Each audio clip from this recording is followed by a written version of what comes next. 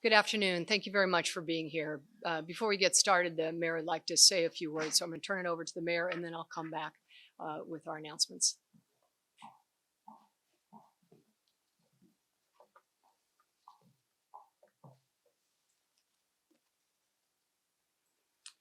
Good afternoon, and thank you, President Johnson, for hosting us here this afternoon.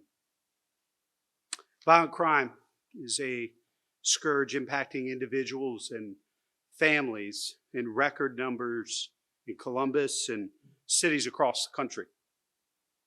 Although these headlines have become all too familiar, they remain just as tragic, just as devastating, just as infuriating, just as unacceptable as when we first started seeing these incidents trend upward. Last night in our city, two boys who were only 12 and 16 years old were shot and injured, in addition to the incident near Ohio State's campus. These tragedies are more than statistics. They're more than headlines. These crimes are irrevocably impacting lives and needlessly ending others. This must stop. Put the guns down. End the violence now. The city is increasing patrols, devoting staff, expertise, and resources, analyzing the latest trends and intelligence, and working around the clock to better protect this community. This issue is far from over, but our efforts in this area are producing some results.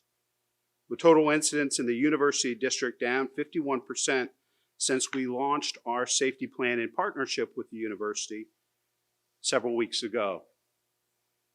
Chief Ryan and I will continue to work closely with our partners at Ohio State to make even more progress here on campus, just as we're doing in all of our neighborhoods. Our strategy is holistic. It is flexible and nimble. We're leveraging all the tools and resources at our disposal to bring down violent crime in Columbus, in this neighborhood and neighborhoods throughout our city. To anyone who has information about any of these incidents, please call Columbus Police. We need the community to step up.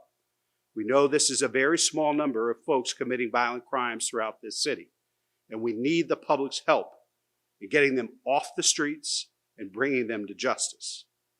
We need everyone in our community to step up, to speak out, and to work with law enforcement to hold those who commit these crimes accountable, bring them to justice, and make our neighborhoods, all of our neighborhoods, safer. Thank you, President Johnson. Thank you, Mayor. Appreciate it. So pleased to have Mayor Ginther with me today, as Commander Dennis Jeffrey of the Columbus Division of Police. The city is such an essential partner in this effort. Chief Kimberly Spears McNatt of the Ohio State University Police Department, and Dr. Monica Mole, our Ohio State Director of Public Safety, and Mr. Jay Casey, who's head of facilities and senior vice president for the university. We are all committed to working hand in hand until this problem is solved in our community and in our city. Since the tragic shooting death of Ohio State student Chase Miola last year, the university has invested more than $1 million in safety measures. It is not enough, and we must do more.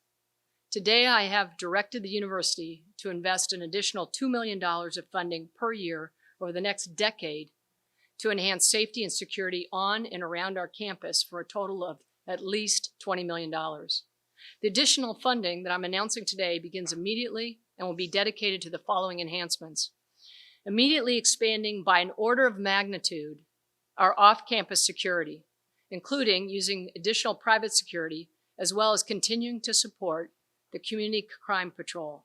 This increased security will include additional campus service officers who will immediately expand their patrols in the University District.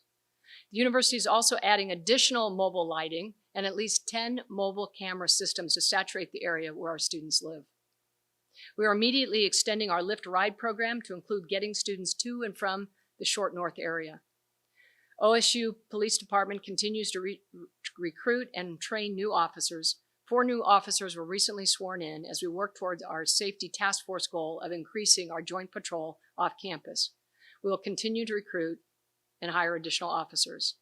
I've also directed our public safety team to engage an external safety expert to examine the effectiveness of our expanded approach to off-campus and on-campus safety in partnership with the City of Columbus. This is personal to me. There's nothing I take more seriously than student safety. Our student safety is number one, and it always will be.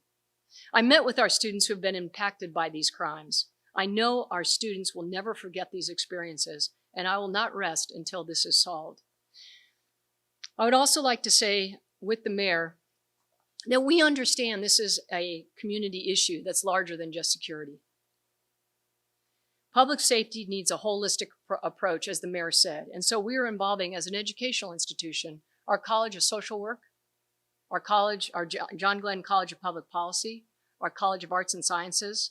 And that's why yesterday the mayor, the Superintendent Dixon, and President David Harrison of Columbus State announced STEAM Rising, which is a program to give our youth multiple opportunities in the science, technology, engineering, arts, and medicine.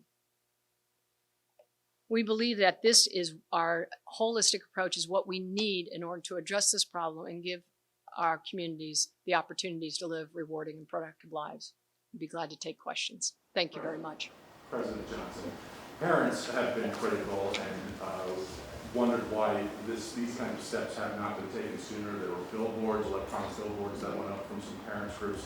How much would you say the pressure from those groups affected today's announcement? We've been working on this since I became president. The first thing I did was to ensure that we could open the campus and be safe with regard to the COVID pandemic. After the tragic death of Chase Miola, we set up a task force and we had 15 recommendations. We've nearly completed all 15, and I invested $1 million that was not in the budget because of my commitment to safety. So this has been something that's been, number one priority since day one. President Johnson, where's this money, additional funding coming from? It'll come from our budget. We'll have to be efficient with other resources because, again, this is our number one priority. President, I'm wondering if this is something that's been in the works, that maybe you were going to announce down the road, if last night's incident kind of sparked it to get things into gear, especially as we head into a weekend with a game. We've been working on this, as I said, for the last year.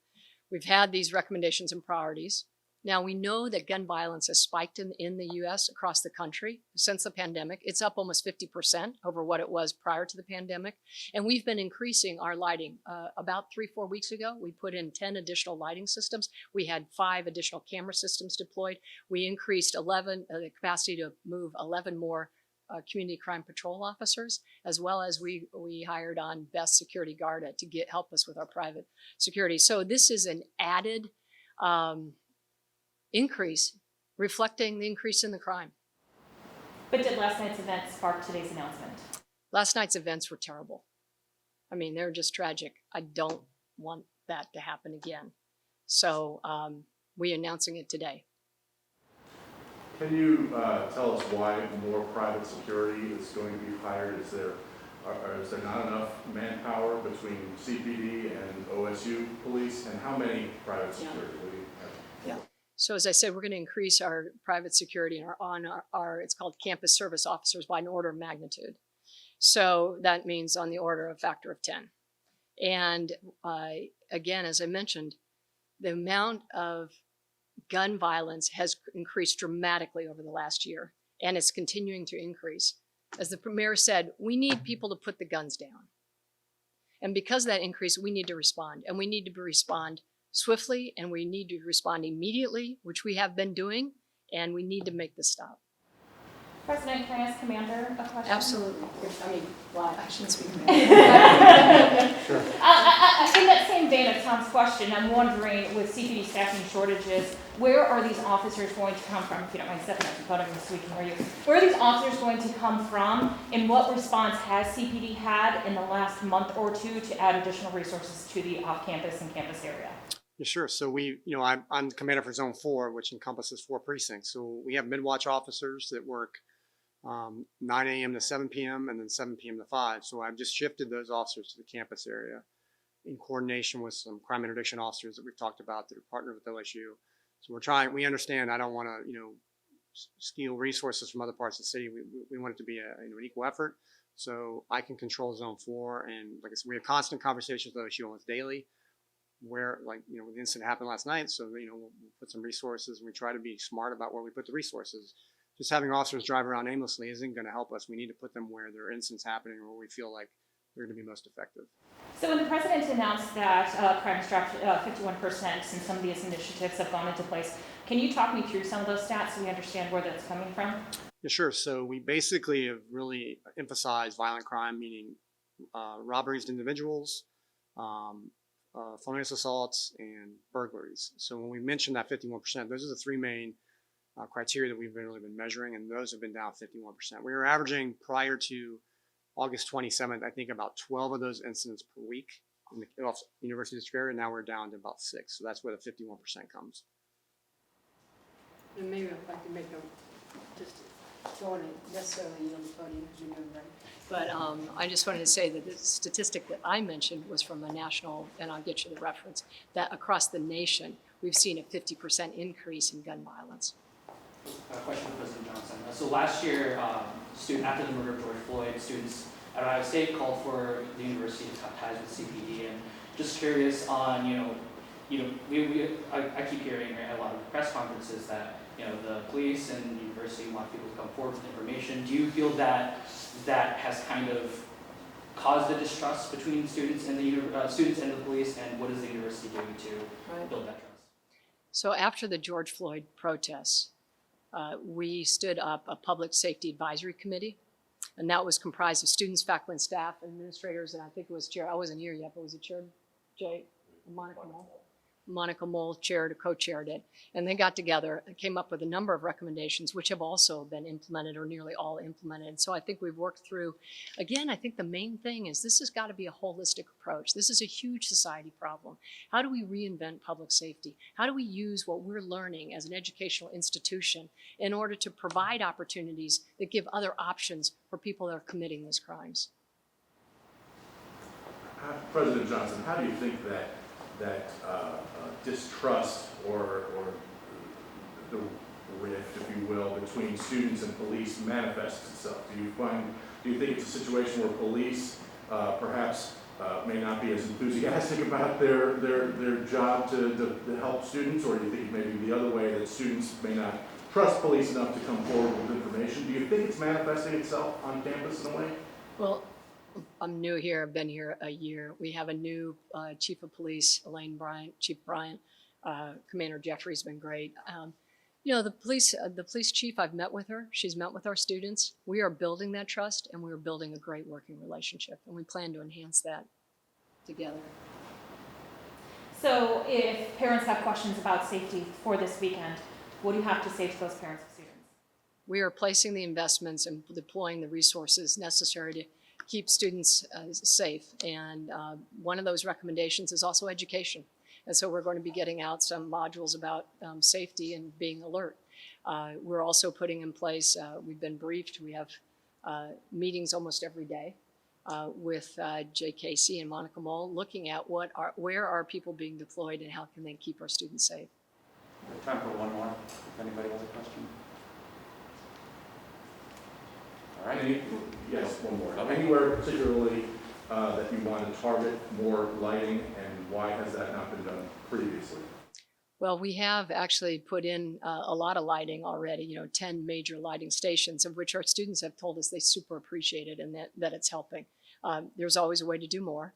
And so we're looking at a grid. We're looking at places where they aren't as well lit, and we will make further adjustments. So, yeah.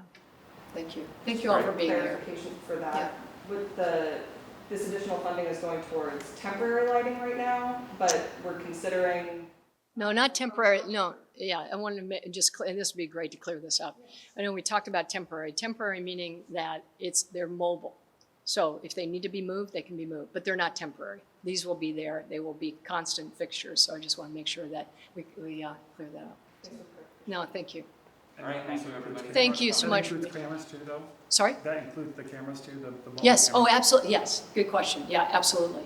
In fact, well, you know, my background is in optics and imaging, and so my group's going to actually look at some of the camera systems and just see maybe there's some ways to enhance their ability to be helpful. So anyway, thank you very much, appreciate you being here, really appreciate it, thanks.